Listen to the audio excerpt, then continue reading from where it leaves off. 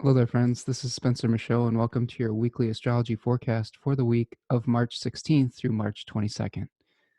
I just wanted to say a few things before we get started here. This isn't quite like some of the other forecasts we've done.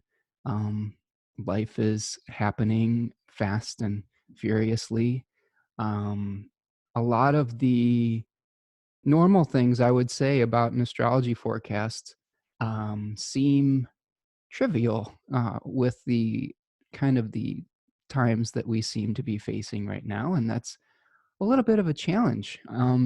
So I am trying to figure out the best way to uh, talk about these things in a way that is able to be contextualized for what we're facing as a society and as a collective and as individuals and families and all of those things at the moment. And of course, I'm referring to the coronavirus outbreak that we're experiencing worldwide right now. And most of us here in America are kind of stuck in our houses and kind of locked away from the world, so to speak. Um, so we'll try to unpack that as best that we can. I don't have all the answers. I'm going to give the caveat of that right away. Um, Sometimes as an astrologer, we try to be helpful in times of crisis. And I feel uh, the weight of the responsibility to try to bring um, a little bit of a message of stability within chaos. And I take that responsibility very seriously, just to help people find some meaning in what's going on.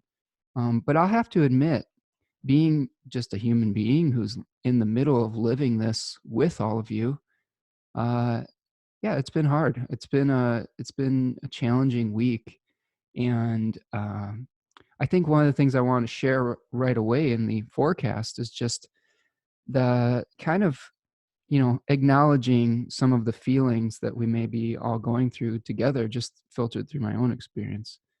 Um, so if you all didn't know in the forecast, I have a 12th house Cancer sun in my chart, right? And Leo ascendant with sun in Cancer in the 12th house. So I feel like on some level, this type of experience that we're going through is one that I've been kind of living for most of my life. It doesn't mean that I'm any better than anybody else or anything like that. It just means I have some experience, I think, with this type of energy. Um, and I would call that the energy of isolation, possibly the energy of self-undoing. And maybe also I might have a little bit of insight into some of the collective feelings we may be going through, especially as Americans, since Cancer is the sun sign of the United States. And I wanted to start off this podcast slash video with just talking a little bit about just the feelings that have arisen in me, the good and the bad feelings, because I think this is speaking to some of the collective feelings we may be experiencing. Now, first of all, uh, being a Cancerian sun, being somebody who is very sensitive, moon on the midheaven, uh, I feel like what I've been doing over the last week or two here is absorbing the emotional energy of the collective. This is something that I'm able to do in general, just be able to absorb kind of the zeitgeist of the times or the feeling of the times.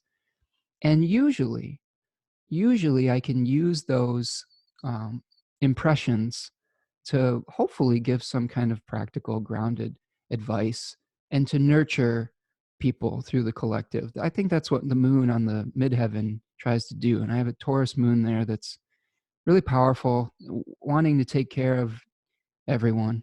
And this has been a challenge for me since I've been a young person. I've taken on the weight of the world, really. And, when I was learning in college about society and social justice and injustices and all of the things. And man, it was a depressing time. And I will admit, I'm feeling really, really overwhelmed over the last week, just kind of uh, reading about all the current events as they're unfolding. Um, so I'll try to unpack those feelings and acknowledge my own and hopefully help you acknowledge or come to terms with some of the things that you're feeling. But we'll try to get through it together. First of all, some of the feelings that have been arising in me personally, and I think this speaks to the condition as an American citizen and our collective response to crisis. Um, Cancer is a planet, or I'm sorry, as a sign. Cancer is a sign, not a planet. The moon is the planet ruling Cancer.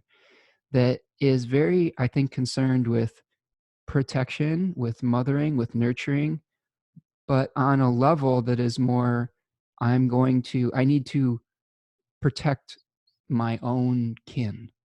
And that is something that is a feeling that had arisen in me over the last week. Was how do I secure my own oxygen mask first for myself and my family and things of that nature. And I think inherently we all have some small fear of the unknown.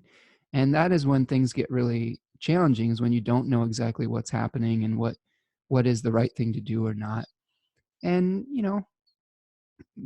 some of the things that we're experiencing here is empty shelves in grocery stores, people stockpiling toilet paper and things of that nature. And our family went out and got a few extra things. We didn't hoard. We're not ready for like a year-long apocalypse or anything like that. But I think if we need to stay home for, I don't know, a few weeks, a month, we'll probably be okay. And I think that we're seeing that play out in the collective as I think the first impulse, especially in this country, and that's why I'm a little nervous about this um, pandemic outbreak in our country, is what I've noticed is that we're not the greatest at sharing.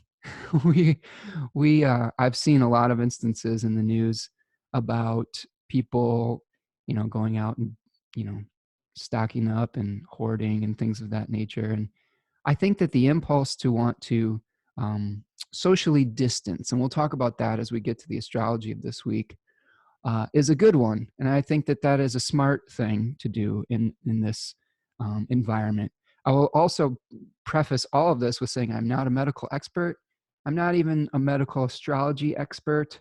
I have some ideas about the astrology and how it relates to some of the physical things, only secondhand from some people that are much more knowledgeable than me. And I'll include a link to some of those here. I want to just give a shout out to the wife of my astrology teacher, Ashley Ellenboss, she and Achyuta Baba did a very informative podcast about herbal medicine and what you can do to kind of at least attempt to boost your immune system or stay healthy, or kind of the astrological nature of what we're experiencing with the coronavirus. And I think there's some very useful tips in there, and some herbal medicines to help you keep healthy and to help you how to maybe treat some of these things on one level. Now, I don't think that it's a substitute for proper medical care if you're really in need. But I thought there were some good tips in there. I guess the gist of it, if I were to sum it up real quickly, was this is a cold and dry type of illness that, based on its proximity with its representation in a natal chart by all of the Saturnian planets, the stack up in Saturn, which is a melancholic, cold and dry planet. And I believe there's been some research where this virus will proliferate in conditions of coldness and dryness. So her recommendations are to heat the body up, to get some exercise, to open up the pores. She recommends a number of diaphoretics, which help open the lungs up. So warming herbs, things like ginger, elderflower, dandelion root, or leaf. I'm not exactly sure. And like I said, I'll include a link to this. But she recommends sweating. Getting some exercise and sweating it out.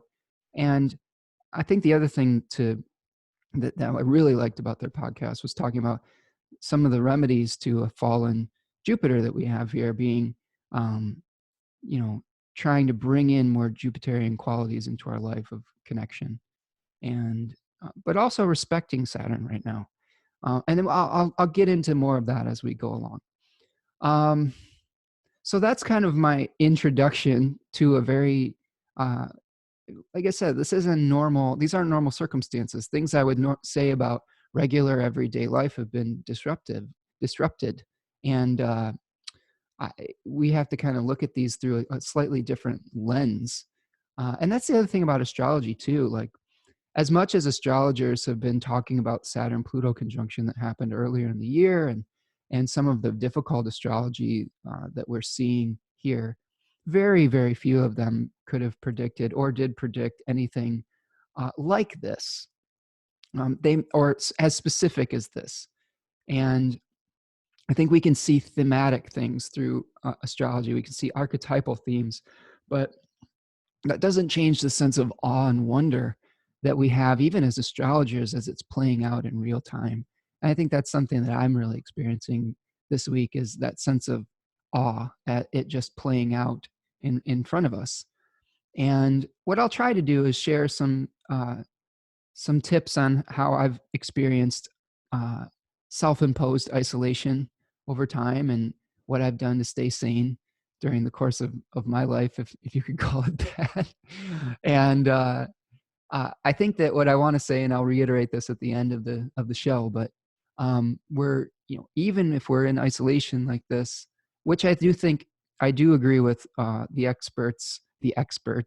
Like I said, I'm not an expert, but I think it seems like common sense, where we've seen lots of these things where we're trying to suppress the curve of outbreak, and sometimes we do that by being responsible, being socially responsible, and trying to reduce the spread of the illness through kind of less social contact, and through making sure that like our medical system doesn't get overrun by people who are sick. And that's kind of even if we're younger and quote unquote healthier, or more able to fight this off, I feel like that's what we've decided as a family we're doing, and is the socially responsible thing to do. And I've had some tough conversations with some people in my life, trying to impress that point on them. It's not just about you. It's not just about your life being disrupted. It's about your responsibility to your neighbors and to your community. And you can think of that as your duty right now, your Saturnian duty, right? The necessity that you need to do to maintain um, the health of the herd, I guess you could call it. And it's not going to be fun. Everyone's making sacrifices right now, and everyone's feeling that pain of contraction, right? But we'll explore that word too, contraction, almost like labor pains. And I feel like this is one of the contractions that is happening before a new birth of sorts. And the last thing I'll say before we get into the nitty gritty details is that um, a lot of the times we have to take a long view in astrology, and we have to see these cycles within context of much, much larger cycles, which can be really hard when we're facing the day-to-day conditions of our life. And I thought my teacher, Chutabava, had a really good way of describing this too. You don't even look at it just in the context of your own life, of your own day-to-day, but the context of, on a soul level, if the soul is infinite and living in a nonlinear existence, looking at this from a higher perspective of, this isn't just the only go around that we have as well. So, and I do not admit to being as half as eloquent as he is when we talk about spirituality and things like that. I think my strength lies in data analysis and detail, and trying to unify some of these details into something coherent, and practical daily advice based on my own experience. So I don't claim anything other than that. And all I'm doing for you today is interpreting these symbols and trying to contextualize it as best I can, with being a flawed human being. So that being said, let's move to the forecast. So Monday, the 16th, Mercury is going to be moving back into Pisces, into its fall and exile. We will discuss that. We're experiencing a last quarter moon this week, where we are going to be experiencing the existential crisis that happens at the end of the moon cycle, at the end of the lunar cycle, reevaluating a lot of things in life. letting go of things that may not serve us anymore, and trying to figure out what we're going to do moving forward. Mars is going to be moving into the third decan of Capricorn, associated with the Four of Pentacles. We'll talk about that at length in the daily forecast. It's a very martial week. Mars is highlighted this week and very, very powerful. And I'll give you my thoughts on that. But before I even get into that, it's going to be important that we are dealing with things like our anger impulses and things like that very constructively. So that's something we'll talk about in depth. Thursday, the 19th, the sun is going to sextile Saturn before it moves into Aries for the spring equinox, or the Aries ingress. We'll explore that in a little bit more depth. That's going to be a big moment. A lot of times in mundane astrology, they use the Aries ingress chart, or the moment that the sun moved into Aries, to talk about what was going to happen for the next season. I just got done watching a very good lecture from Demetra George on the Astrology University website, and I encourage you to go there because they're doing a really nice service. They're giving free access to the astrology summit that happened, I believe, over the winter, where a lot of folks were talking about Saturn, Pluto, and a lot of these themes that we're facing now in real time. And she talked a lot about the Jupiter Saturn conjunction that's happening later on in the year, and some of the themes we're facing with the Saturn and Pluto in Capricorn experience that we're having. And I will try to summarize some of that, but I really highly encourage you to go directly to the source as well on that. So we'll explore that a little bit. On Friday, the 20th, Mars will be conjoining Jupiter. So that's another big moment. And then the really big news of this week, and something that we're going to be experiencing for the next few years, is Saturn's going to be moving into Aquarius, first decan of Aquarius, on the 21st. And we will break down some of the symbolism of that, because we're already seeing some of the themes kind of starting to crop up, and what we're going to be dealing with Saturn moving into his diurnal home, his diurnal domicile, where he has triplicity rulership by the daytime, and it has a correspondence with the Five of Swords. So we'll try to break that down as much as we can. And then finally, on Sunday, the 22nd, there will be a couple sextiles from Mercury to Uranus, and Venus to Neptune. Now, all of this is building towards a few conjunctions with Pluto that I would be remiss if I didn't mention at the beginning of the show. Mars will be conjoining Pluto Monday the 23rd, and Jupiter will be conjoining Pluto on Saturday, April 4th. So both of those aspects are going to be beginning to be felt over the course of the next week or so, and we need to be aware of some of the meanings of those as well. All right, so let's share our chart here. Everybody doing okay? You with me so far? What a crazy week. What a crazy, draining, emotional experience this all is. You gotta stay positive, though. Yeah, try to stay positive. I think what I'm doing is trying to acknowledge the hurt and the pain and the grief of all this, trying to find some silver linings if I can, and then trying to take action based on common sense rather than fear and hysteria. And I do think a little bit of common sense based on healthy fear is okay. I think maybe I fall on the side of being a little bit overly cautious, but I would rather be overly cautious than flippant. And I think that's, man, interesting times we're living in is all I can say. All right, so you can see, if you're following along in the video, we have the two charts where the planets begin and where the planets end up. So we'll begin with the sun. The sun is going to start off at 19 degrees. What do we? Nope, that's the moon. Sorry. The sun's starting off at 26 degrees of Pisces in the third decan of Pisces, where we had dignity. It was called peregrine, which basically means the sun is a wanderer, and it doesn't really have essential dignity. It is in the face of Mars. It's kind of this. I talked last week about the sun moving through this decan being about sacrifice, being about fighting for your ideals, and the emotional highs and lows, which we're definitely going through. That has really been quite an experience. It's a roller coaster. It's like when you've got new information coming at you every few hours. It's it's difficult sometimes to maintain that center, but that's really what we're tasked with right now. the sun is going to be on the terms of Mars from 19 to 28 degrees, and then the terms of Saturn from 28 to 30 degrees of Pisces. And then at the end of the week, the sun is going to shift dignity and moving to its exaltation in the sign of Aries, which is a Mars-ruled domicile. It is also the triplicity ruler of the fire signs during the day, and it will be on the terms of Jupiter from 0 to 6 degrees. So the sun gains a lot of dignity, but it also, when it moves into Aries, it squares all of the pileup that we're experiencing in Capricorn. So that is going to be challenging, and that is a moment, I think, where we might see even more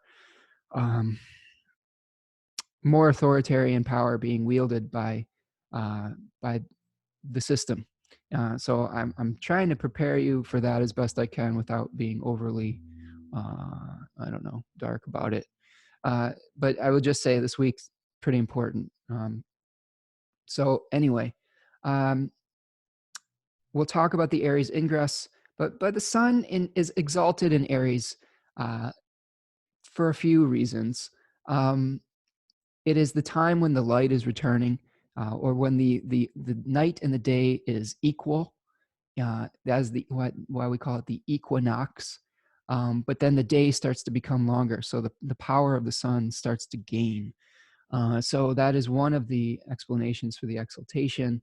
We can say that the sun is going to be functioning at its best in Aries, right? It's able to become a commanding presence, right? Schmidt called the sun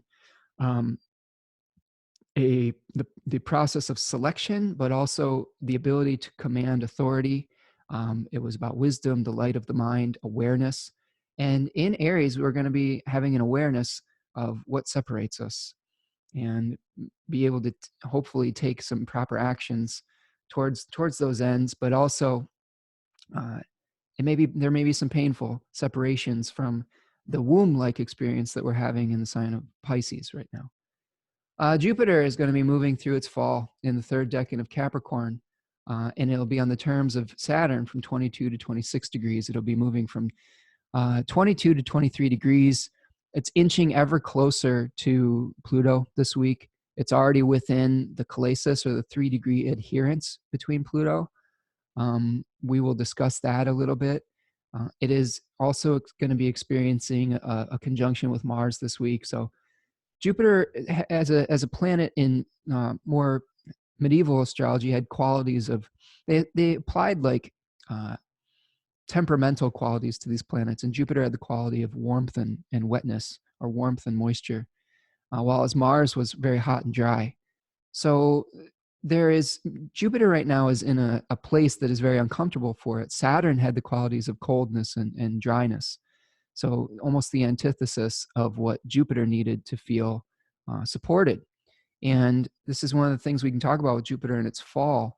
Is right now Jupiter is also has a condition which is called besiegement, or it's within the enclosure of the two malefic planets, Mars and Saturn. You can see that Mars and Saturn are basically enclosing both Jupiter and Pluto at this point. And that was a condition in Hellenistic astrology of feeling confined and feeling contained. It's just so, I'm laughing because the symbolism is just so literal right now. And that can feel like our hope, Jupiter, right? Our feelings of expansion, of being able to grow, are being contained within these malefic forces. And we're literally being contained in our homes right now, or being encouraged to. And, in Italy, they're basically on lockdown right now. Very literal representation of a malefic enclosure of a planet. So that will abate at some point in the next week or so. Doesn't mean that this is all going away. It just means that condition for Jupiter will abate once Mars passes over Jupiter.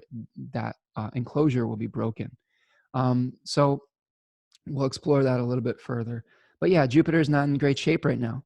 And we can see in my, I'm in a horary class with my teacher at Chutabhava, And in class, I asked the question about the virus, and we did a horary about it. And we had Jupiter representing the virus. And we can see the representation of the virus with Jupiter coming in contact with Pluto, which represents corruption, which represents things that are, you know, toxic, with decaying matter, with death. It was the Lord of the underworld, and Jupiter expands anything it comes in contact with. So we're seeing an expansion of this, I don't know, deadly disease. So something to really, the symbolism again is playing out very, very literally. So Jupiter not in great shape right now. Saturn is in the third decan of Capricorn in its own domicile in the terms of Mars, 26 to 30 degrees. So Saturn's playing by Mars's rules right now. Mars is very strong. Mars is also in the sign of Capricorn in its exaltation, in its own face to begin the week. So this is something where we're going to see a very strong Mars being kind of like the general on the field. There is I don't know. I don't even know anymore. I hate to be like going to the extremes of all these things, but with this strong of a Mars, I mean, I would say that there is a possibility. Well, first of all, martial qualities of speeding things up, of heating things up, of of anger, of violence. Also, though, authority being asserted as Mars moves into the third decan of Capricorn, something like quote unquote martial law could be enacted, which I don't even think we're really that far away from that right now, are we? I mean, basically every school in the country has been shut down or is in the process of that. All of the sports leagues have been canceled. The most of our community events are toast. Uh, that's pretty close to something like martial law. Like, I don't know what else has to happen with that. So just you're going to hear me over the course of this just be kind of like that awe and wonder of this and trying to process it in real time, because it's just so kind of extraordinary what we're living through. Before I move on to Mars, Saturn will be moving into Aquarius this week, briefly dipping its toe before it retrogrades back out in the summer, and then moving back in for good towards the end of the year. When Saturn is in Aquarius, it is also the domicile ruler, the diurnal ruler, the daytime ruler of Aquarius. So still very powerful Saturn. It will be the triplicity ruler by day, and it will be in the terms of Mercury from 0 to 7 degrees and in the face of Venus. So we'll break that down when I talk about Saturn in Aquarius. But this is actually, I think, an improvement on Saturn's condition right now. This is where Saturn has its joy. So gaining triplicity rulership, I think, is somewhat of a big deal. Triplicity rulership was of the nature of Jupiter, which is communal support. So there is some, I think that as a community, we may be able to band together, hopefully a little bit, and deal with some of the necessities of our condition and the feelings that we have of being in exile. And the brilliant Mr. Austin Coppock literally calls the decan that Saturn is in the mark of exile. So I was just laughing when I read this. I'm like, wow, this is incredible how it plays out, and how good of a writer he is too, and how he hits the nail on the head over and over again. So that's Saturn. Venus will be moving through the second decan of Taurus. And I thought this was interesting too. I don't know if I think I talked about this a little bit last week, but I saw it literally play out in real time, where the first decan of Taurus, we saw two figures outside of a church, kind of destitute, kind of poor, injured, and really like in 36 Faces, Austin Coppock talks about that decan being associated with the fear of lack. We really saw the collective catharsis being played out with everybody decimating the grocery store shelves and things like that, and basically stocking up for the worst case scenario due to their fear of not having enough. And right as Venus moved into the second decan. Literally the night before it moved in, we had a stimulus package that was approved. And remember, the second decan of Venus was associated with the Six of Pentacles, and we see a clothed figure handing out alms to the poor. And like, and you could say, I mean, depending on how you feel about the actual bill that was passed, it could be like, you know, the oligarchy handing out peanuts to the the poor. But I thought it was a interesting symbolism nonetheless. With Venus, which is a natural significator for women, and in this case, one of the champions of that bill was Nancy Pelosi, the Speaker of the House. So basically, we saw in our collective a woman fighting for and helping to distribute some form of charity to the people, some sort of relief. And I thought that was just really another very poignant literal symbolism of some of these decanic cards that we explore through the tarot. I really love exploring these archetypes through these visuals, because time and time again I've seen it play out in a very literal way. So just wanted to talk about that a little bit. Venus is in its own domicile. She is the triplicity ruler of the earth signs in the day. She'll be moving through the terms of Mercury and then the terms of Jupiter from 14 to 22 degrees. So the beginning of the week, she'll be in Mercury's terms and then moving through Jupiter's terms.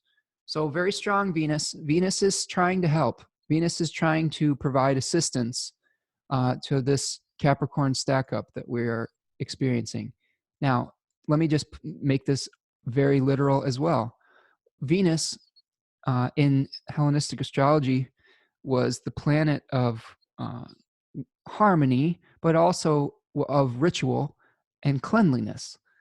She literally was trying to purge us of the toxic feelings through dramas, through the dramas that were playing out in the Greek theater and things like that. But also, she ruled cleanliness and the ability to clean ourselves through religious ritual.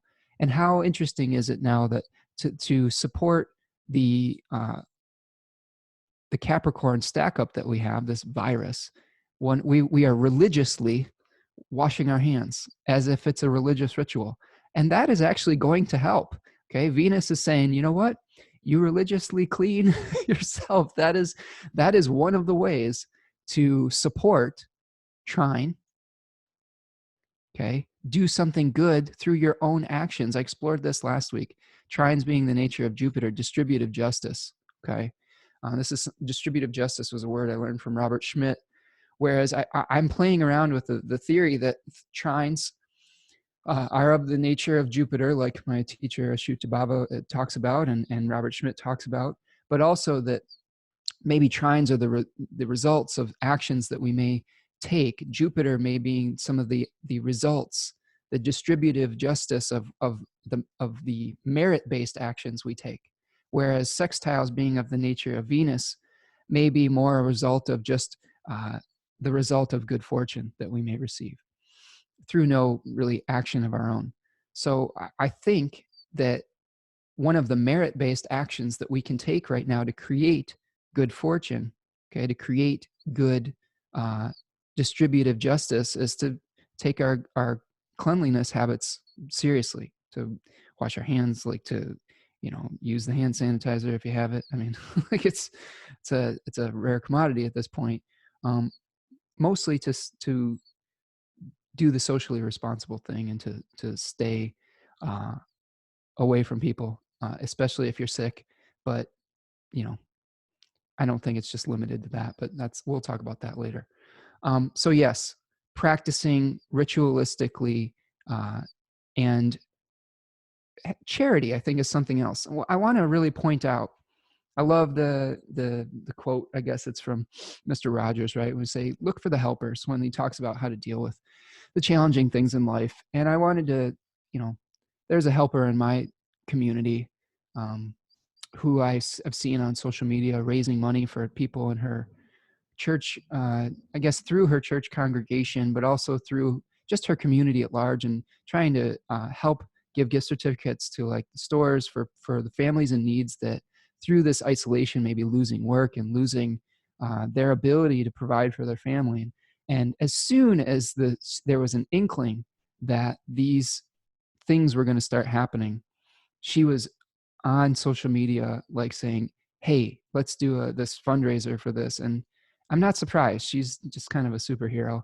So this is the same woman who was going down to um, the border when there were families locked up and trying to help and protest and do these things.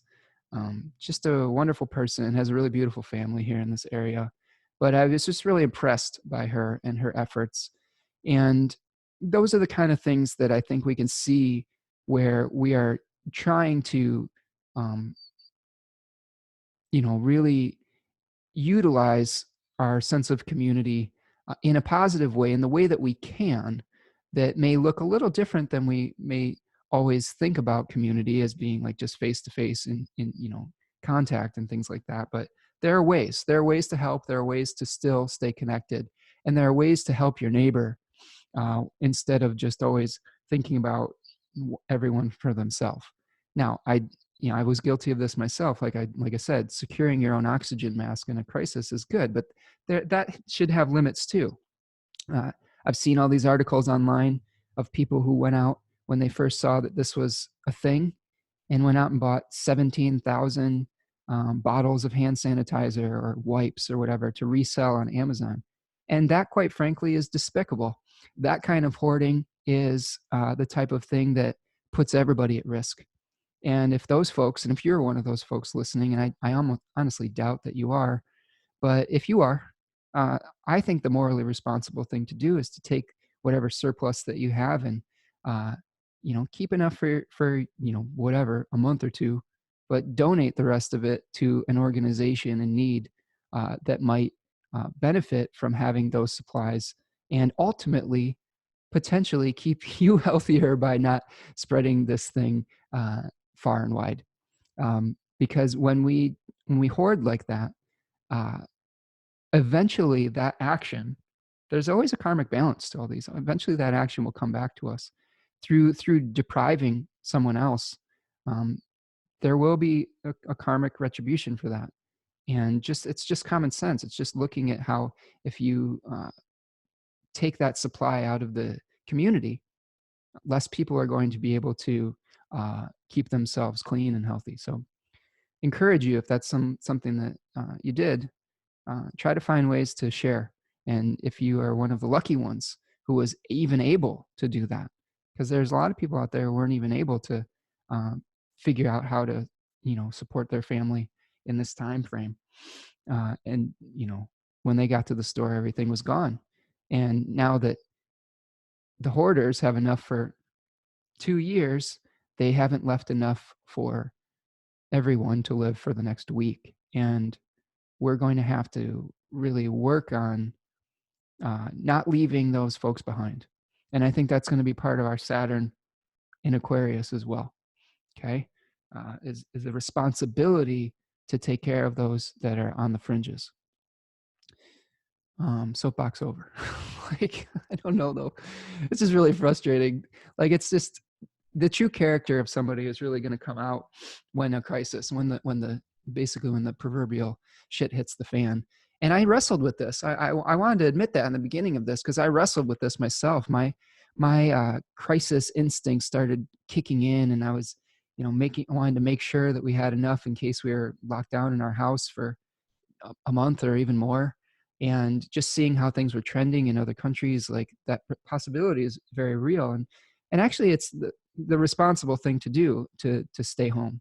And but I felt that fear, and I acknowledge that fear if that's something that you felt and you reacted in that way. I think that on some level we need to forgive ourselves if that's the way that we reacted. But you have an opportunity now to come back into balance, and I think that's going to be very important, especially this week as new things start to get triggered and we see new things on the news and the fear starts to be magnified, because it will. It's inevitable that there's going to be this isn't going to go away overnight, and it's going to prey upon our very the deepest our deepest senses of security, and it's going to trigger those things. Um, but I think that the best people that respond in a crisis are ones that respond with a cool and rational head, not the ones that are flailing. And I think that that's what is called for right now. I think that's what Mars is really called. Mars is asking us to do is, how do you respond to a crisis in a rational, strategic way, rather than just a aggressive, uh, I don't know, scattered way, where you're just kind of scattering your aggressive anger energy in all different directions and lashing out. That's not what this calls for. This calls for measured thinking and seeing the big picture. And I think that's what Mars in Capricorn is actually pretty good at doing. We just have to be careful of trying to fight for our material security and being too attached to that. All right. Um, are we still in essential dignities? Sorry. Oh, Mercury. So Mercury is starting the week off at 29 degrees of Aquarius and moving back into its exile and fall at the very beginning of the week, losing some dignity. So this could be a time where we're experiencing, where Mercury is going back into the labyrinth of Pisces 1, where we're trying to find meaning within all of this. We've been experiencing the collective, and now we're going to be kind of experiencing going back internally with this Mercury and trying to connect with some spirit and with meaning. Communications could be challenging during this time. This is going to require some nonlinear thinking. We may have feelings of irrationality that are coming up. And remember, this is not a good position for Mercury. This isn't a great time for us to really be thinking at our best.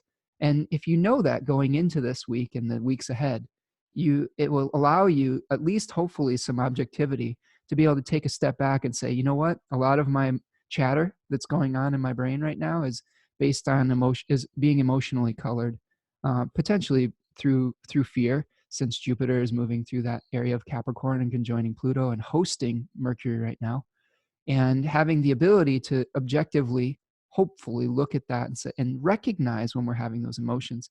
I don't think it's bad to have the emotions. I think that's human. I think that what the people that are really able to process the emotions properly are the ones that have self-awareness. And if we really strive to have self-awareness and we are able to objectively rise above ourselves and uh, you know, observe when we are in a feeling, that's what's really going to help us get through it. It doesn't mean we repress the feeling. It doesn't mean we don't allow ourselves to feel the feeling. A lot of people I've heard are talking about this being a respiratory illness and the lungs being associated with grief and with the grief that we haven't processed as a collective. And that's interesting. Feel your grief. Feel the sadness. And then once you feel it, that's the catharsis that will help the healing process begin. And some of the grief that I think we're feeling as a collective is the necessity of changing from a more materially based society to one that is more intellectually based. And we are seeing the transition from the Saturn-Jupiter conjunctions, which happen roughly once every 20 years, start to begin in a new triplicity, a new element, which only happens once every 200-ish years.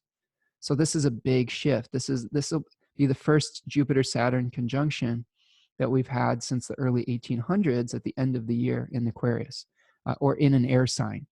And that represents in mundane astrology and in ancient mundane astrology, Jupiter-Saturn conjunctions were, historical epochal markers, paradigm shifts. And we're seeing a paradigm shift right now. And I think that what this virus may be bringing up, at least on a psychosomatic, emotional level, is some of the grief that comes with any transition, any loss of what we felt entitled to, of our routine, of what we felt brought us security, and what we are used to. We're creatures of habit, and anytime a disruption like this happens, we feel it as a loss. And I think that it's okay to feel that loss right now. I think this is a collective feeling of grief, and this period is important to allow that feeling to let the tears fall. Have have a good cry. That's another remedy, I think, for all this Capricorn stuff. This isn't necessarily always stiff upper lip territory. If the antidote to all the Capricorn stuff is Cancer, feel your emotions, right? Within reason. Within reason. Feel your emotions, but don't let them control you. Don't let them make you take actions that are out of integrity with your character. Okay. All right. So that's Mercury. The moon is going to be going from waning from the last quarter to the balsamic phase as we move towards a new moon on the 23rd, I believe, the Aries new moon. Moon will be moving through Sagittarius, where it's peregrine, then moving into its exile in Capricorn, where it has triplicity rulership in the nighttime. It will be moving through Aquarius. Did I say Capricorn? Yeah, Capricorn before is the exile. When it moves into Aquarius, it has rulership by face in the third decan, and then it's peregrine when it moves into Pisces. So this is definitely a time of reflection. This is a time of incorporating all the lessons of this lunar cycle that began when the new moon was at 4 degrees of Pisces a few weeks ago, and incorporating all those lessons into our lives, and potentially having a shift and letting go of some old belief systems. That's what last quarter moons are all about, is having an existential crisis that allows you to kind of make a shift in your perspective. Now, I have a last quarter moon by birth, and this is a daily process of being able to try to reevaluate, based on new information and new philosophical information, the actions that I take out in the world, and try to find meaning in what I do.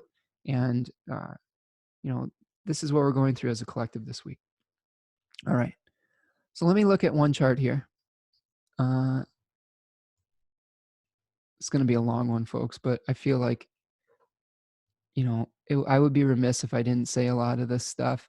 I think that astrologers in general, I feel like when I was experiencing crises and I was first learning astrology, I went to the astrology to find comfort and to regain my center and to find meaning in the longer cycles. And now, being somebody who does this professionally, I feel like it's a responsibility to help the collective with that, and that's man, what a heavy mantle that is. And I feel the weight of that this week. So I want to make sure that I'm giving proper treatment to all of these things and trying to contextualize it for you. But I've already said that. Now I'm repeating myself. All right, Monday the 16th, the moon's going to start off in Sagittarius, and we're going to be seeing the last quarter moon. Last quarter moons were squares, okay, of the nature of Mars. And this may be a crisis of consciousness that isn't necessarily through your own actions, okay? Remember, in my theory that I'm working through, Mars is, since it's associated and has its joy in the 6th house, the fortune house, of the house of bad fortune, of 2K. This could be potentially Mars. I'm hypothesizing that Mars is sort of things that are difficult, that are bestowed upon us through, not necessarily through punitive justice, just through the randomness of the spinning of the wheel of fortune. And this may be a period where we're experiencing crisis through just the spin of the wheel, and hardship and conflict. And it's not necessarily merit-based. It's just through the distribution of fate that is unstable, like 2K. 2K and Nemesis were opposites, and Nemesis was associated with Saturn, 2K with I believe with the 6th house and Mars. So it is one of those things where we might be experiencing some challenges, and we may be asking ourselves some questions uh, and trying to process what has transpired.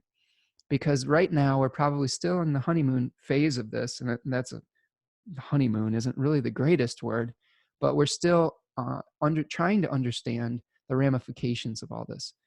Right now, for the most part, most people, and this is not true for everyone, so I don't want to minimize anyone else's condition, but most people have a fairly stocked pantry, uh, at the moment. Most people, this is the very beginning of being isolated with their families, which could be good or could get on your nerves after a while.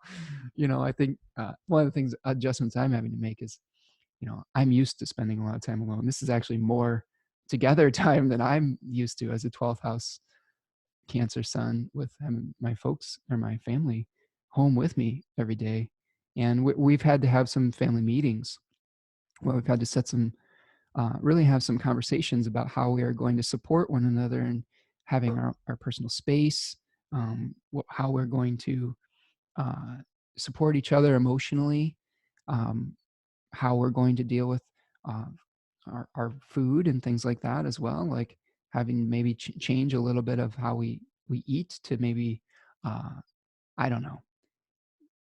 When there is an unknown, I think it's better to be overly cautious in the beginning, and we're making plans to uh, make the food that we have last as long as it can. Doesn't mean we're starving ourselves or anything. It just means that we're trying to be smart about how we're going about using the resources that we have.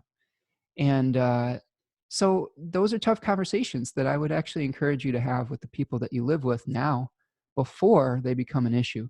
Because one of the things that we're seeing this week too is we're really seeing Mars, when it conjoins with Jupiter, the principles of anger could start to become blown out of proportion, coming in contact with Jupiter, that expansive quality.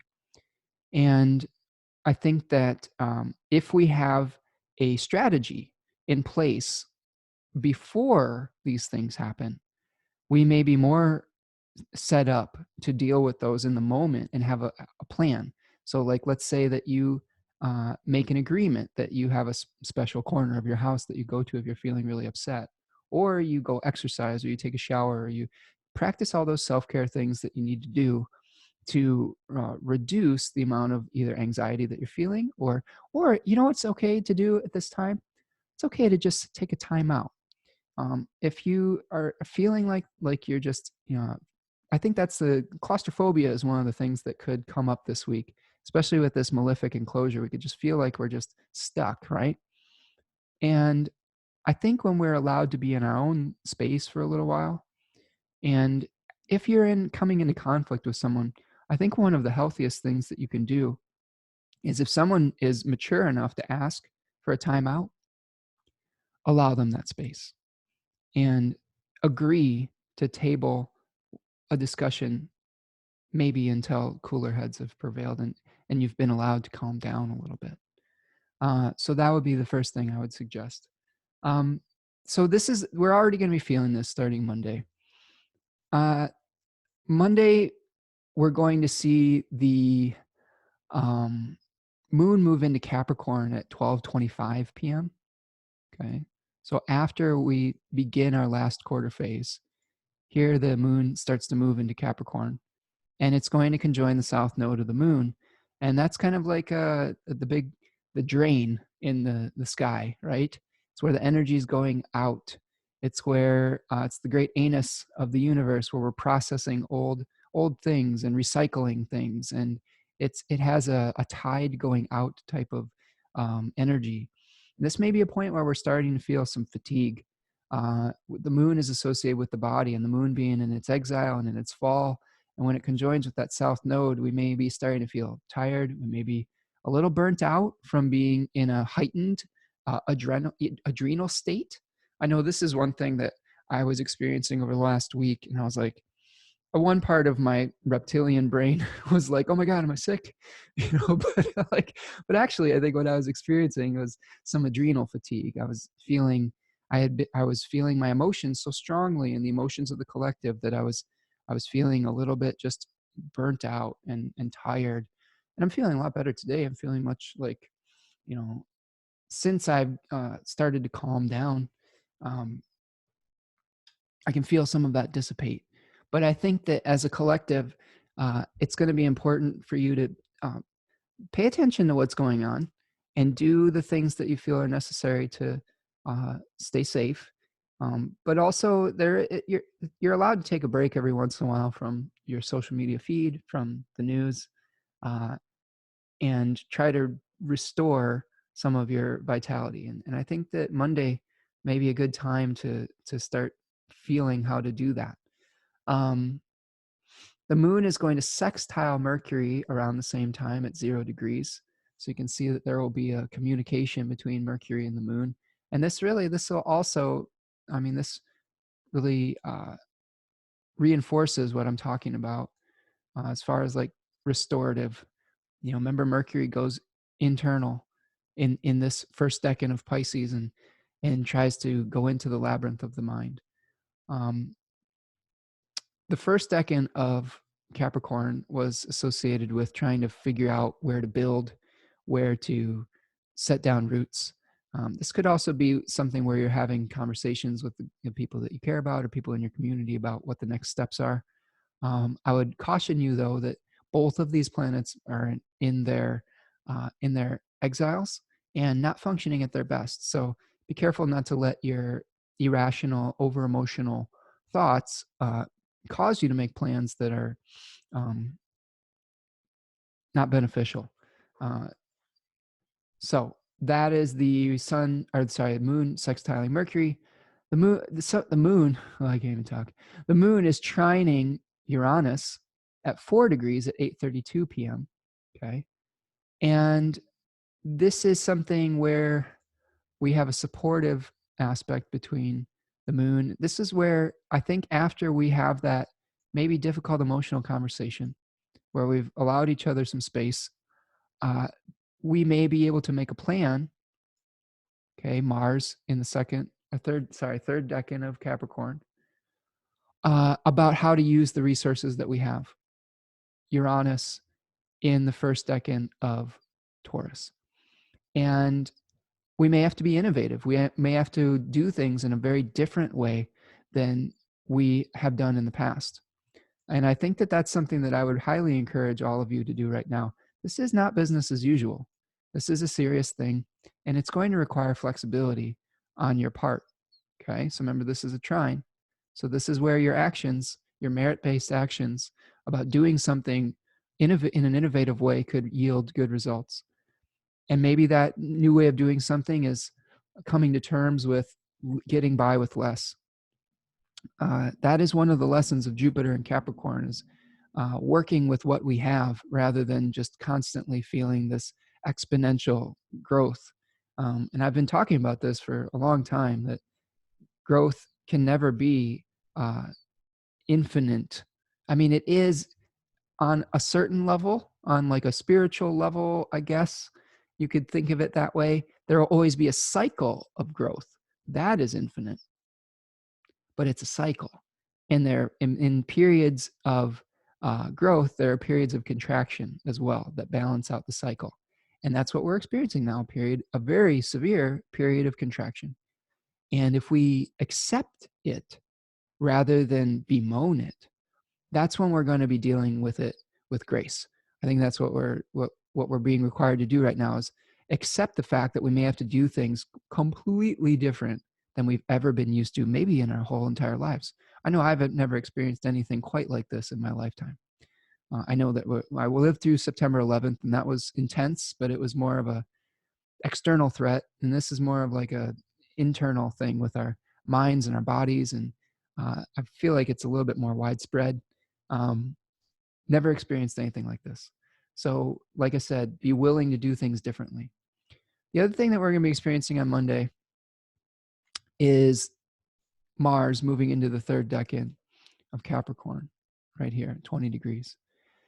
And we've been talking about this third decan, which has correspondences, you know, to the Four of Pentacles in the Rider-Waite Tarot, according to the Rider-Waite Golden Dawn folks.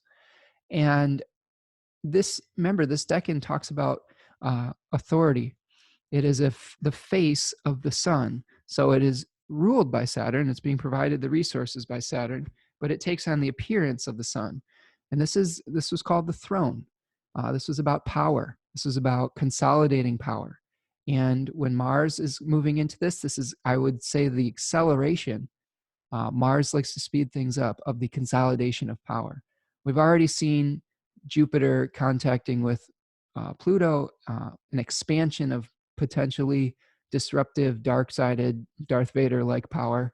I did like a little music story on my Instagram where I was listening to the Darth Vader theme and was zooming in on the Jupiter-Pluto conjunction because it just felt very apropos at the time. And this is a period of time where we could see authoritarian regimes doubling down on taking away what we perceive as our freedoms and things like that. So that is a very real possibility. I don't know. Some of it may be necessary. Some of it may be an abuse of power. So we have to be able to rationally parse out what is a necessary contraction and what is something that where somebody is trying to benefit or profiteer off of that fear consciousness. That was something that I was personally, I'm very disgusted by. And not only in just the people that are buying up things and then trying to resell it in times of crisis, really essential things that people need, but also just, and this is, I don't know, it's just my personal opinion, and we can agree to disagree, but I found it very distasteful in the news conference where our president was parading, every CEO that he could out in front of our faces and telling us all about, how they're going to profit from this crisis. That's called disaster capitalism. And it's one of the things that happens, I'm sure in late stage capitalism like this, where people are profiting off of people's fear and off of people's pain and suffering. And I think that's despicable. And I don't agree with it. And it sucks. I wish we could find a different way to do things. I don't know. Like, I just got to take a moment to recenter on that because that was one thing I had real trouble watching. So anyway, I won't go deeper into it. I have more thoughts on that, but that'll just be more divisive. And really my goal with this is I don't really care if you're Democrat, Republican, Libertarian, Fruitarian. We're all in this together. Viruses don't discriminate on political spectrums. Our health as a nation isn't going to be won or lost whether we vote red or well. I don't I don't know about that. Your health is not based on whether you are conservative or liberal or whatever I'm trying to say. This is a great equalizer, and everybody's going to have to come into some kind of agreement for us to come out of this in a reasonable fashion. Does that make sense? I still love you. If you're a MAGA guy or whatever, if you're a Bernie guy, I don't know. I voted for Bernie, so if you want to know my political affiliation, I went to the primary and I liked what he had to say. Also, I'm a fan of Elizabeth Warren, but she wasn't really in the race. But if we don't agree on those types of things, that's okay. Hopefully, we'll find some common ground in another way. Anyway, Tuesday, the 17th. We are seeing the moon moving through Capricorn, last quarter moon. The moon is trining Venus at 1:30 p.m. From 13 degrees of Capricorn to Taurus. The moon will be sextiling Neptune at 18 degrees of Capricorn to Pisces. This is really the activation of the Mars, Jupiter, Mars, Pluto stuff. And we're still moving towards the Jupiter-Pluto conjunction. So I don't know if I really talked about Mars enough in Capricorn 3. I want to go back to that for a minute, because this is speeding everything up. This is adding fuel to the fire. This may be a fight for control, for power, for resources. When Mars is coming into contact with Pluto, this could be a ruthlessness that comes over the collective, and an impulse to violence too. So sometimes the price of power, and this is something I read that I really liked, is freedom. And we're seeing, the consolidation of some of our freedoms that we took for granted too. Again, I encourage you to try to be judicious about your own feelings. If you have righteous anger, that's okay. There will be a time for that as well. But I think that, I don't know, my hope, my idealistic hope is that change, and we're going through a big one, uh, can happen peacefully. But history has shown us that that is generally not the way it happens. It shows us that only through extreme crisis and duress do the actual big changes happen. So I'm prepared for that. I would just say that you get to choose how you react during these times, and uh, the divine is watching, is what I will say too. You can get away with something now, but there's always going to be some sort of balance that happens for whatever actions you choose to take. All right, let's move to Wednesday.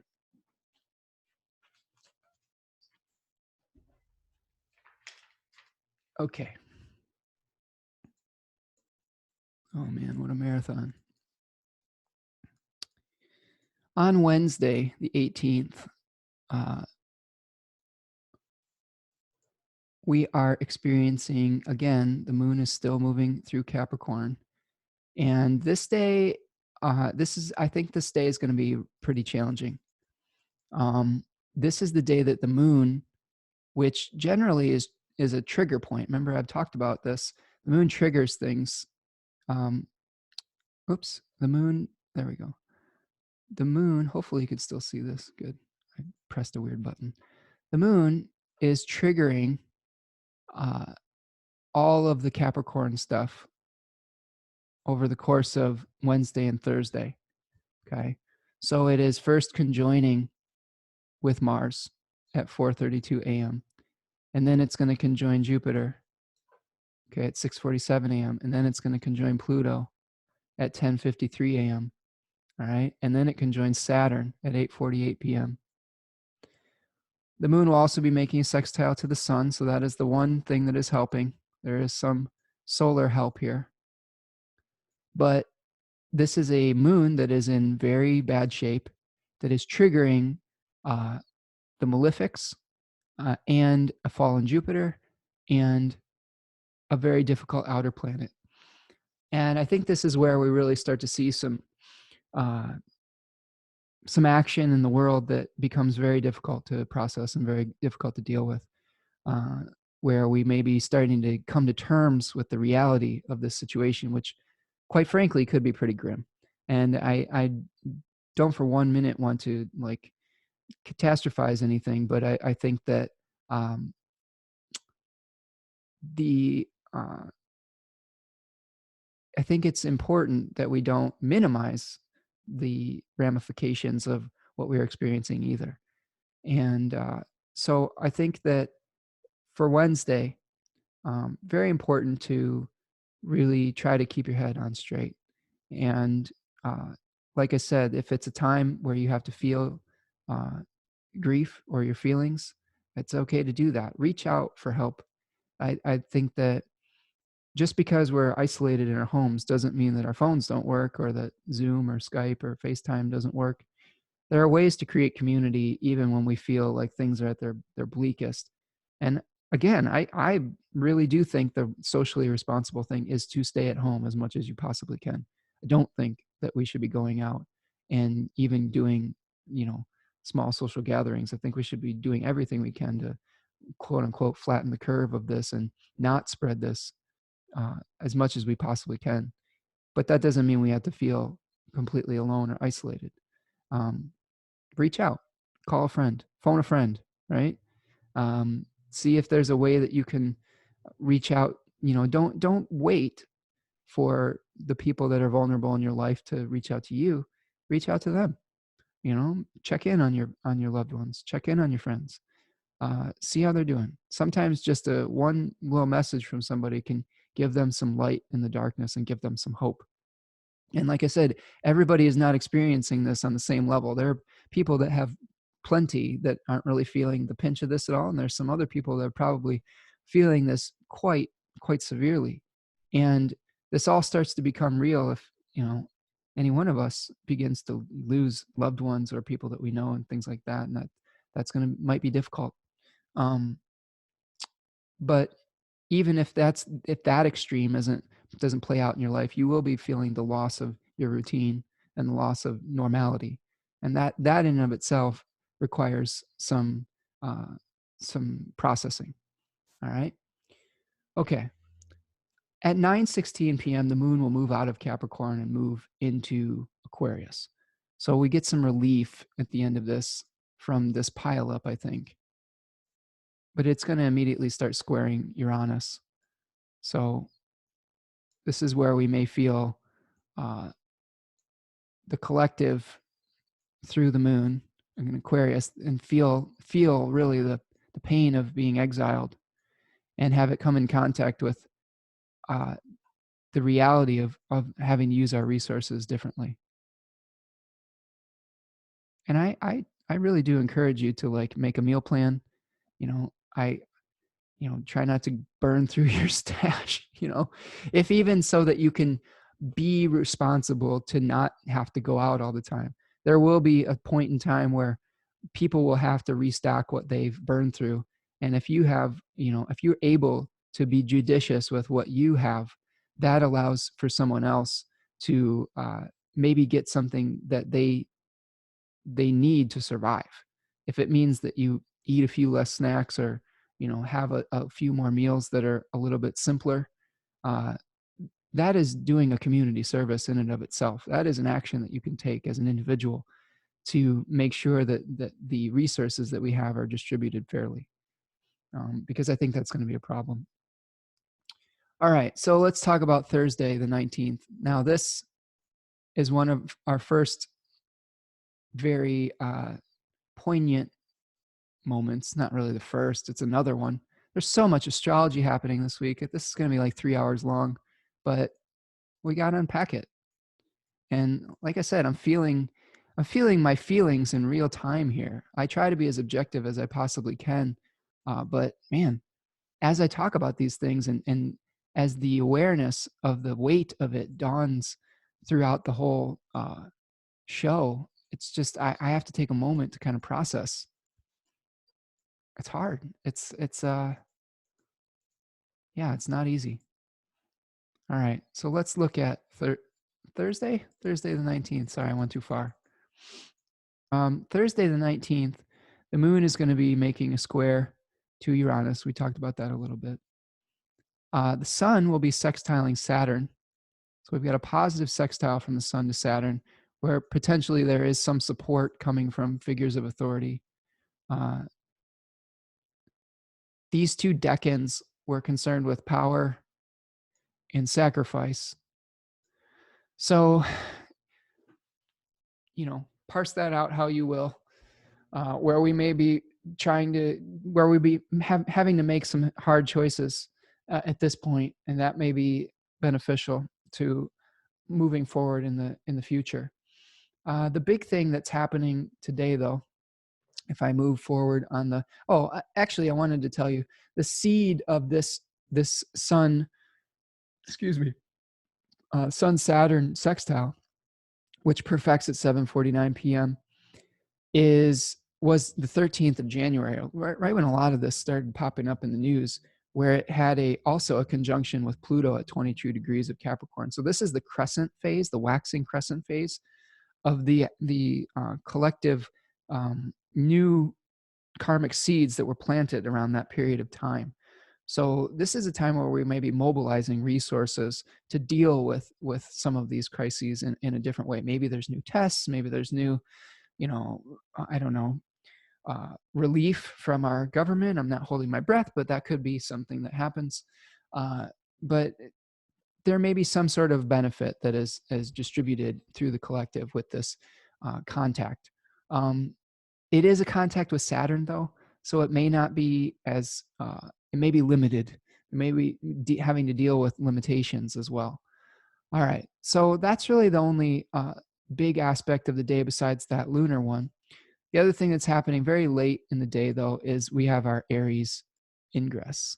Okay, and what that means is that the sun is moving into the sign of Aries very late in the day, at like 11:50 p.m. where in Washington D.C. I wanted to use that one because I thought I was listening to a really good, like I said, I was listening to a good podcast by Dimitri George. A podcast, it was just like a lecture. And you can see there's the Aries ingress, 11:50 p.m. And in Washington, D.C., the degree of the ascendant is 24 degrees Scorpio. Okay. And this chart is ruled, this is the chart for my own area and 18 degrees Scorpio. You know, there's a different ingress chart for every area that you're in. So this is a Mars ruled chart. And this is how mundane astrologers in the past would kind of talk about how the vibe of the next season was going to go. So with Mars being the ruler of this chart, we're definitely going to see martial themes come up, and Mars is in Capricorn. Again, I would not be surprised with this Mars conjunct Jupiter to see either some violence spring up, to see a consolidation, a further consolidation of power, which is the third decan of Capricorn, potentially something like martial law, or where, you know, there is an acceleration of the Jupiter. It could also be the acceleration of the spread of the disease. I hate to say it, but this could be like really accelerating the spread or the proliferation. I've read some articles online, and again, this is not, I'm not an expert, and you can have your own opinion on these things, but they have talked about how the growth curve of the disease in different countries. And, you know, if you know some basic math, and I'm not a math expert either, but generally you are, when you have one person get sick, that when they have contact with other people, it can explode very quickly because that person goes and touches somebody else or has contact with this person, and they contact 5 other people, and then those 5 people can contact 10 to 100 people. So that's why we've seen 10 to 20 cases explode into 1,500 cases literally overnight. And I think that could be a moment that we're seeing here in America as well, where there is just an explosion of this. And maybe, I don't know, it could be due to our response or not, or just, it could just be due to the nature of this disease. So that might be one thing we're experiencing. This ascendant degree is right on Donald Trump's IC. I didn't bring his chart up, but in his descendant on his 4th house. And this Jupiter-Pluto conjunction and the Mars, you know, stuff, all this pileup is opposite his Saturn in Cancer at 23 degrees, which is a difficult placement he has in his chart. So he's going to have a lot of responsibility coming up very quickly. And who knows? I'm not going to speculate on what's going to happen with him, but just know that his chart is getting some very, very intense contacts in the next week from the malefics, from Jupiter, from Pluto. All of those things are contacting his Saturn in the 12th house, and it's an exiled Saturn. So we'll see how that plays out, but he's definitely, this isn't news to anybody, but he's going to be a major player in this moving forward. The other thing that I want to talk about, though, with Aries, let's unpack the Aries sun a little bit. So the sun in Aries gains dignity, right? It becomes very strong in the sign of Aries. It's in its exaltation. Some of the best qualities of the sun can come out. Um, but this could be just an expansion of authority. This is, again, I'm going to say this. I really just think that this is something where uh, now, once the sun moves into Aries, the sun is squaring all these Capricorn placements by whole sign. And it's going to be meeting up with the asteroid Chiron here, which is associated with, I don't know, some painful experiences with a wound. I have a feeling, I just have a feeling that there is going to be some challenges that we have with authority figures moving forward. And one of the scariest things I heard was in that speech was, man, he was seemed like he was almost gloating about the power that he has in crisis situations. And my hope is that he doesn't abuse that power. That I don't really have a whole lot of faith in that, since history has shown us so far that that hasn't been the case. But I don't know. This is going to be a tough aspect. We're in for a difficult April, and one where the sun is going to concurrently be, squaring all of these positions. Okay, except for I don't think it's going to get to Saturn, because Saturn changes signs first, but it'll eventually square all of these Mars, Jupiter, and Pluto positions in the chart. So we'll have to keep an eye on that. So Mars and Aries. In the tarot, is associated with the Two of Wands. Okay. The Two of Wands. And here we see a figure who's holding a globe and he's looking out onto his dominion. This is a Mars ruled face. It is also the domicile lord. Mars is the domicile lord of the first, of the whole sign of Aries. This is a time where we are experiencing separation from the womb. This was where the seed emerged from the ground, where we were. Austin Cabot calls this the axe, and it's the axe of feeling the separation from the cosmic oneness that we felt in the last decade of Pisces, or in Pisces in general, with the merging of things. Now we're creating identity through our individuality, and this may be where we are feeling really a sense of independence and autonomy, but also isolation, and we are feeling like we're trying to recraft maybe possibly even a new identity within these new circumstances. And this could be a time where we're feeling an awareness of what separates us from our fellow man or from the divine. And yeah, this is a great time to almost reinvent yourself within these new circumstances. And it's going to be through hardship. There's a lot of people that I've seen, my artist friends out there, that basically their entire life got disrupted. They aren't able to play gigs anymore through no fault of their own. And now they're doing things online and getting tip jars through that. I wish that had been around when I was, more involved in my music career. I guess I could still do it, but uh, the ability to do concerts from your house and have people pay you to do that. I just didn't know if that was like something that people would actually do if there was live music, but now it may be through necessity. So how can you redefine yourself within this new reality that we're living in? And maybe it's temporary. I'm sure parts of it will be temporary, but there may be other parts of this that aren't temporary. This may, like, I truly believe this is the beginning of a paradigm shift to a new type of uh, sense, uh, some new ideals that will be more culturally accepted or socially accepted. And that may be more like working from home. That may be more like trying to figure out how to take care of each other in a more equitable fashion. Having to come up with new innovative ideas to deal with whatever crises we're being faced with. And we could see the beginning of this with this Aries ingress, because very shortly after this, Saturn moves into Aquarius. All right. So let's move on. Sorry, I'm starting to fade. I think I'm hungry. when I get a little hungry, then my brain doesn't work as well. So for the next few weeks, You may hear me fade in and out if I haven't gotten a snack or something, or my blood sugar is low. But you know what? Maybe that's the time when you go into like a, I don't know, like a fever dream. And you're like channeling something.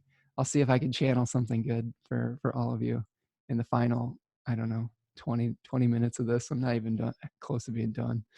Um, but what else are you going to do? You're sitting at home. You can listen to these podcasts.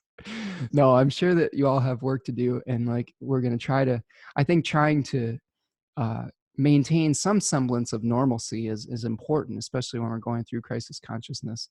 That can be very reassuring, having a routine at home. Okay. If we look at Friday 20th, Friday the 20th, the moon is in Aquarius, right?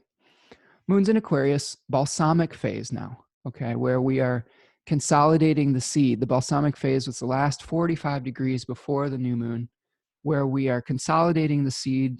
And we've gone through our existential crises, and we're figuring out what stays and what goes, so we can have a new rebirth at the new cycle. And this will be a very important new moon in Aries, where it's all about newness and growth and the spring of our lives. Now, this is going to be a difficult spring, but a spring nonetheless.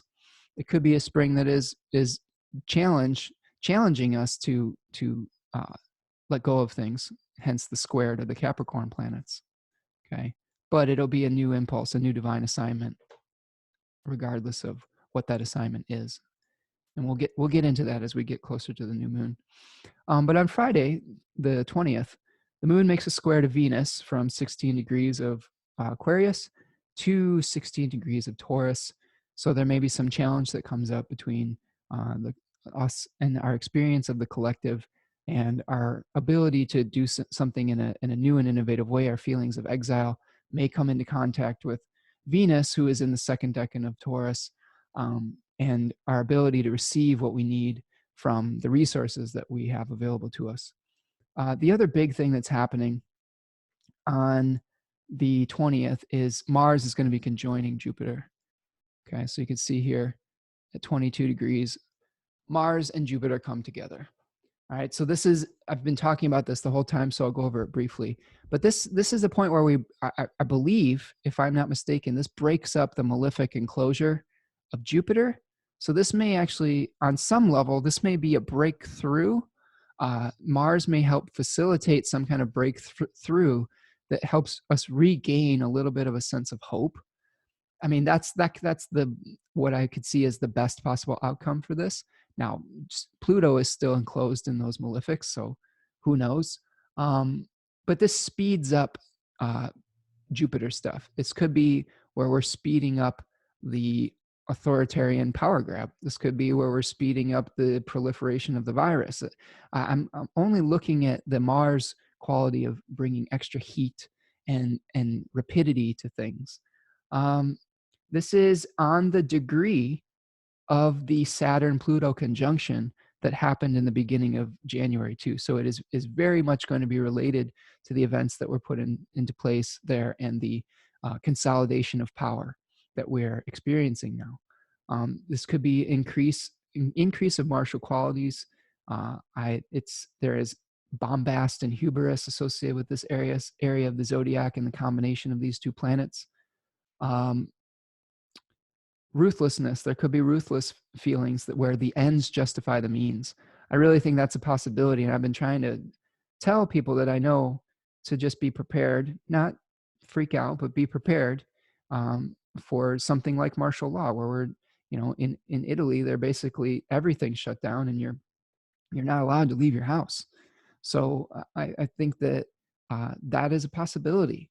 And as soon as Thursday, Friday, where we see some major shifts in authoritarian power, where we're consolidating, and martializing some of these forces. I'll say this, like, this is the hand we've been dealt right now. I mean, I wouldn't use that information to feel a sense of despair.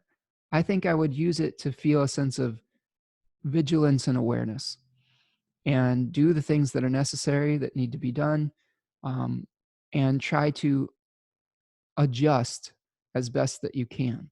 And recognize too that the actions that are being taken now may be the seeds that are the seed of the new change that had to happen. This may have been the only way that a much broader societal shift could have taken place. Because remember, those in power aren't really just ready to just give it up. Okay.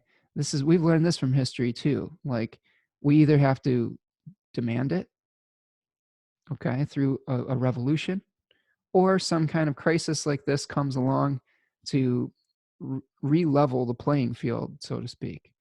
And I think that's the moment that we're in. We're in the last gasp of the Earth triplicity, experience. The last 200 years, the Industrial Revolution, this is I think the last gasp of capitalism in this particular form. Doesn't mean that we're going to automatically overnight become a socialist country or democratic socialism or anything like that. I don't think those changes happen overnight, but I do think it is the beginning of, potentially, if I'm going to insert some hope, into a more equitable treatment and more fair distribution of power, resources, and working through things in a more intellectual fashion rather than a more like material, this is mine and we're competing for this and that. I hope it's an ushering in of, what people have been praying for, the quote unquote age of Aquarius, which in traditional astrology, that isn't really a thing. It sort of is, but it's more like these triplicity shifts. Okay. I would say that this triplicity shift most closely matches some of the idealistic, could possibly match some of the idealistic visions that we've had when New Age folks talk about the quote unquote age of Aquarius. And I don't think that that's going to be like this golden age, though. I don't think that it's going to be something where it's like, oh, everything's perfect, everyone lives in harmony. Aquarius has some downsides too, and we'll explore that as well. So that is the Mars Jupiter conjunction happening at 22 degrees. And again, that's in that decan with the Four of Pentacles, consolidation of power, people hanging on to things. So recognize that in your own life too, that your own impulses to power may get triggered by this as well. All right, I've got 2 more days. Can you hang with me for 2 more days here? For 2 more days. Yeah. So let's go to Saturday the 21st. And on Saturday the 21st, we'll talk about this, the big change that is happening, the big one, the biggins. Not that any of these aren't big. This is an important week. There are some weeks that are more important than others, I mean, maybe not like, well, I wouldn't say more important. There's some weeks that are more eventful, right, than others. I think that's the way I want to describe that. But in a historical time, there will be some weeks where we point to and like, wow, there's history, that we're just making history. And we're in one of those moments. Don't you mistake it for a minute. But this is the big thing that's happening on Friday. I'm sorry, on Saturday, very late on Saturday, like 11:58 p.m. Saturday. We're going to start off the day with a balsamic moon that moves into Pisces at 8:33 a.m. The moon's going to conjoin Mercury at 4:38 p.m. at 4 degrees, which was the degree of the new moon before. So there will be some sort of, reconciling some of the things that happen because Mercury is moving over the same degrees that it retrograded over. So there may be some dealing with some fallout of what we having to redo some things. So be careful of that this afternoon. There may be some things that you have to redo that may have gotten messed up during the retrograde period that are related to some of your visionary themes that you had at the new moon. The moon will sextile Uranus at 5:50 p.m. at 4 degrees of Pisces and Taurus. That may facilitate some sort of innovative new way of doing something again. especially when it comes to how we deal with our resources. That's what Uranus and Taurus, I think, is asking us right now, especially this first decan of Taurus. How can we're getting some shakeups. We're getting the lightning bolt of awareness of how we use our material resources. And that's part of this story, this narrative that we're dealing with. But let's move to Saturn. So this is a big deal. Saturn's moving into Aquarius right here. And again, Saturn in Aquarius is in its own diurnal domicile. Has all its own resources being provided for it. And those resources are the qualities of exclusion, yay, limitation, necessity, exile, isolation, maturity. It is a slow planet. It requires patience. It requires endurance. And those things are all going to be very strongly supported with Saturn in Aquarius. It's a fixed air sign. So instead of being in a cardinal sign, now we are in a fixed part of the zodiac where it is a little bit more immovable.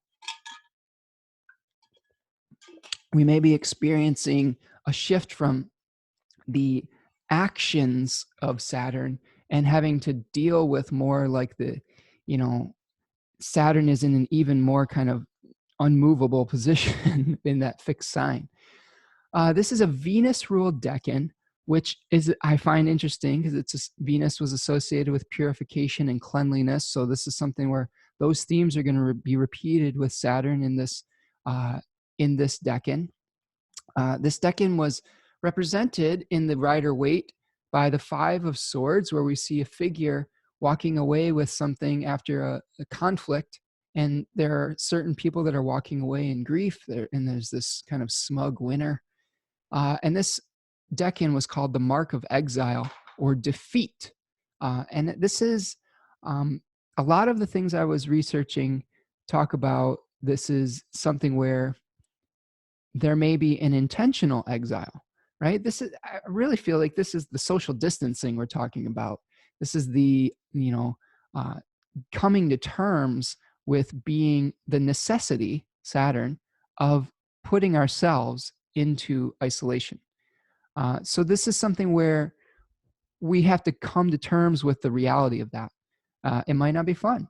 It might not be the most rewarding moment in our life, but we have to be innovative and figure out new ways to deal with the reality of our situation.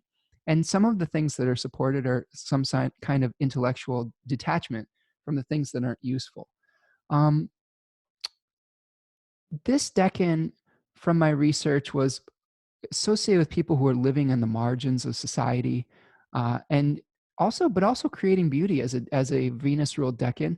And in the decan book, they talked about an artist that was creating with copper instead of gold. So creating and using what is available to create beauty rather than using the best thing.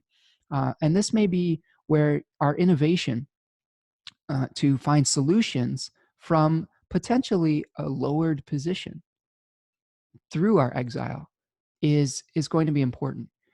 This is associated with breaking with the herd, disrupting the status quo, the joy of personal freedom, gaining perspective on the system when we are forced outside of it. I think that's the real thing here. There's a quality of banishment associated with first decan of Aquarius. And what we need to do is use this as an opportunity, since we are having a complete disruption of our economy, of our normal routines, of our capitalist system in general. There will be an awareness of what is necessary and what isn't. And we're going to learn what we can actually live without, and what is really actually essential that we need as a culture, as a society. And I think this Saturn in Aquarius is going to give us a unique perspective about what is really necessary to function as a society. There's a lot of people that are going to be able to work from home, and they're going to start asking themselves, is it really necessary for me to go back to work and be in a physical area? I mean, look at what we're doing here. I'm coming to you from a Zoom technology, from a video conference. I can do a reading for you. If you want to sign up for reading, reach out. You know, if you need some guidance through this difficult time, I'd be more than happy to help you with that. But we don't have to be in the same room together. We literally can communicate and see our screens like something out of a futuristic novel, you know, or Star Trek or something. And uh, and that may be more the norm.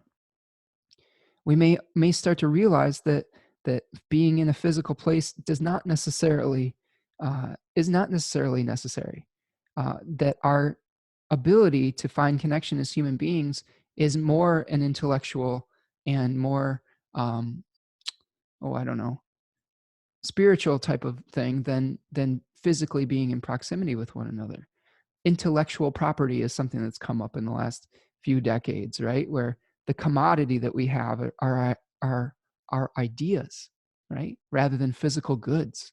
We've seen this with decentralized currency, with Bitcoin, where we don't actually need physical money anymore. We just have numbers on a screen that represent our wealth. And that could be something that we see in the future. Saturn in Aquarius is, I really think, something that is going to be a giant shift. And what we're going to see later in the year is Jupiter is going to meet up with Saturn on 12/21, right around the winter solstice. Okay, we're going to have a conjunction with Saturn and Jupiter at 0 degrees. And that's the moment. That's the signal moment of the bigger idealistic shift. And I'm not going to go into whether I'm predicting this person or that person is going to win an election or whatnot, but I do think it is going to represent a giant cultural change into a more air-like consciousness, where we have more decentralized things, more decentralized places where we are working, where, like I said, with the currency, this is a big deal. And this is part of the shift that we're experiencing now. This is kind of the darkness before more of the dawn, I hope. Now, after listening to Demetra George talk about this, who was much more eloquent about it than me, she basically was talking about Saturn being the old guard, like in the myth of Saturn and Jupiter and the Olympian gods. Saturn was the old guard that tried to devour his own children so that they wouldn't usurp him. And Jupiter was hidden away, quarantined, right, in a cave. And eventually, when Jupiter came of age and came of strength, he was the one that took down Jupiter, or took down the old Saturnian king, and gave him some sort of liquid or drought, I guess you'd call it, to make him throw up the other children, like Hades being one, Pluto. I don't remember what the other ones were. I think there were asteroid goddesses involved in that, like Ceres and Juno and all those folks. I don't know though. Like I said, she's more eloquent and the expert on this, so go watch that. But I found it interesting though that the Jupiter represents the sun taking over in a battle for power with the old king Saturn. And this is a moment where there's the transition of power. And maybe by sequestering ourselves away, like Jupiter, we are consolidating our own power right now and potentially taking back our power as a collective from the old Saturnian king. Because eventually, I think this speaks to power to the people, with Aquarius being much more representative of the collective and of the community, rather than just being the people who are consolidating power physically. That's my hope anyway. That's my somewhat progressive fever dream, like, but I think that it's a real possibility. What I will say though, is if you're expecting it to change overnight, you're going to be disappointed. Okay. Because really they said that there were a 10-year cycle for this before Jupiter and Saturn come into an opposition. Now, I don't know if this is exactly where they're supposed to be, but 10 years from now, there will be a Jupiter-Saturn opposition, and that will be part of the cycle where, or there, I believe, oh man, now I'm going to show my ignorance in this, but I believe Dimitri George said that there was a Jupiter-Saturn opposition where we see kind of the peak of this cycle of energy, which will happen somewhere in 2030. And then Jupiter starts to become the planet that is overcoming Saturn. So right now, the old guard is still probably going to be powerful. Okay. As Jupiter moves through the zodiac, Saturn has the upper hand. Okay. Right here at this position, there was this position called overcoming where whatever planet was earlier in the zodiac here, okay, had more power over whatever planet was to the, I guess, to the left. Okay. That's called the superior position. Now, as Jupiter moves through the zodiac and goes past that opposition point, then Jupiter has the superior position. Okay. So this process of change that we're going to be going through is going to take a while. And eventually there may be a reconciliation between Jupiter and Saturn and through the old guard and the new guard and whatever happens. But it's going to be a long process. And just for context, though, in the 200-year apocal, uh, triplicity cycle, 10 years is not that long. Okay, so even though it may feel like a long time, it's not that long of a shift, and the new will be brought into being, within a reasonable amount of time within that larger cycle. Okay. So you're going to have patience. We're not going to be able to change to a more equitable society overnight. We may see the beginnings of that at the end of this year, but it will still be require compromise, at least for the first, I would say, for the first decade. Okay. All right. So that's I'm going to be talking about Saturn and Aquarius more as we're moving on, but that is my first treatment of it. And I think the questions that we're going to be asked are: what is true freedom? What is what is really necessary in our lives? What can we consolidate to find our own sense of personal freedom, right? And what can we let go of? Can we let go of the old, corrupted society that really is unjust and inequitable?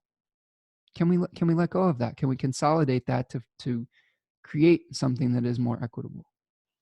And this exile, it may feel like a punishment at first, but I don't think it's necessarily something where you have to mourn it. It will only feel extra painful if you resist the changes that are necessary. If you say, this is the way it always was and this is the way it has to be, that's when it becomes painful. But here's another thing that was pointed out. There is always a generation that wants change and always a generation that wants to conserve the old way of doing things. Because in general, and this is something I believe I heard from Mark Jones. I listened to a bunch of talks last night, and I believe it was him that was talking about the inherent desire for order in a society. Like, we need roads, we need, like, we need government, in whatever form.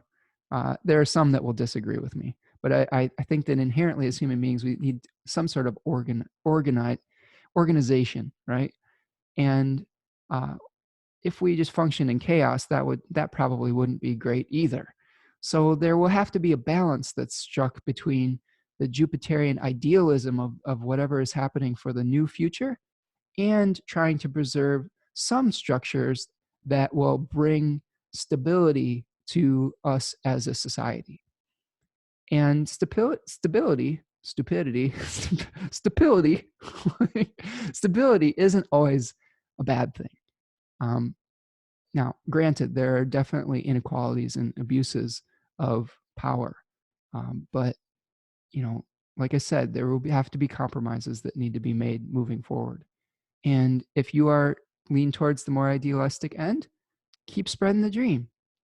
If you lean towards more conservative area, you know, try to be flexible, but also talk about the benefits of your position while still making compromises. Same with the idealistic Jupiterian new order. You're going to have to, both of these energies are necessary. Expansion and growth to something new is necessary. Preservation of some sort of order and structure also necessary. There has to be some sort of agreement, and there might be towards the end of this year with those two meeting at the end of the year. I think that nothing brings people together like a crisis. Nothing brings them together like a pandemic, you know? So maybe the virus that we're all catching is fairness and justice and equality. Like, that's the hope anyway, I guess.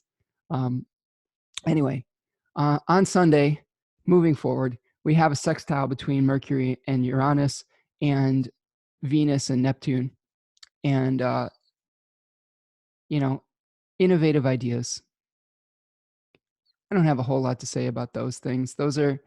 There was a seed that was planted at the 7th of May in 2019 at 3 degrees Taurus that we're seeing a disseminating sextile between Mercury and Uranus. We're seeing kind of the results of some seed that was planted last year, maybe economic seed, of dealing with resources in a new way, of some innovative ideas that we may have had with how we deal with whatever our foundations are that support us.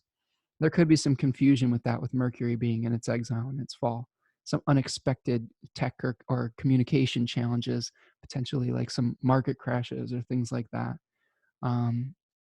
Yeah, I wrote down in my notes, getting lost in your mind over fear of lack, which is a combination of the 8 of Cups and the 5 of Pentacles. Okay. Venus sextiling Neptune. The seed of that cycle where Venus conjoined Neptune was on the 26th of January, 2020 at 16 degrees of Pisces. And this is where we may have a romantic illusion about things, where the ecstasy of religious devotion to something. This is where we have to be careful of our fantasies overrunning us. Maybe a point where we see some transcendent art being created, a general catharsis that is helping us to deal with rising above the materiality of our experience and connecting with spirit. So this could be this is the waxing crescent phase, where we're seeing a mobilization of resources for the dream, and that could happen on Sunday too. So keep your eyes peeled for that. There's some lunar aspects that day. The moon is sextiling Venus and conjoining Neptune. So that's reaffirming both of the themes that we were talking about as far as bringing things into being. Okay, I think that's what I've got for this week. That's a lot. If you have questions, feel free to leave a comment in the chats of the video or of wherever you're consuming this content. If you need some clarification, you can send an email to me at spencermichaudastrology@gmail.com. If you want to reach out and do a reading, reach out. If you need some help, reach out. I will be happy to schedule something with you. I got plenty of time right now. If you're having financial difficulties, we can work something out. I know that everybody's struggling, and some people have enough to pay for a reading, but sometimes the people who need a reading the most don't have the resources that they need. So reach out and tell me how you're doing, and we'll figure it out. And I'll never deny somebody who needs help. I've learned that from my teacher, Achyuta Bhava, and I really respect him for that. And I want to think that he's inspired me to carry on that type of integrity. And yeah, so don't be ashamed if you really do need some spiritual guidance or astrological guidance, and don't worry if it's an affordability question. I'd be happy to help you in whatever way that I can with the time and resources that I have. All right. So looking ahead to the 23rd and through the 29th, Mars is going to be conjoining Pluto on the 23rd. So that's going to be another big moment in our narrative. A new moon at 4 degrees Aries on Tuesday, the 24th, which is conjoining Chiron. So we'll unpack that. And then Saturday, the 28th, Venus makes a trine to Jupiter and then a trine to Pluto. So Our Lady Venus is coming to help us out by the end of next week. So we'll keep our eyes peeled for that. All right.